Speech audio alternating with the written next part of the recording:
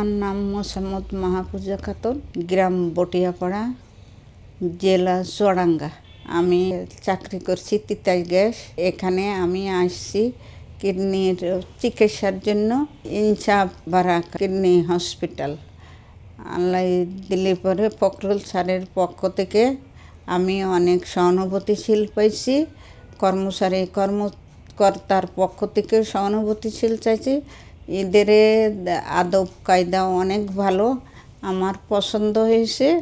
কিংবা আমি আগের চেয়ে অনেক যেভাবে নার্ভাস হয়েছিলাম, এখন আমি সুস্থ।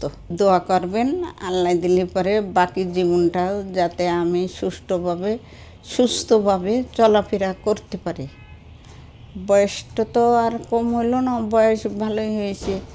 যেহেতু 59 বছর বয়সে মানুষ রিটায়ার্ড হয়, সেই অনুযায়ী আমার এখন আল্লাহ তাআলা দিয়েছে, এখন করার কিছু নাই।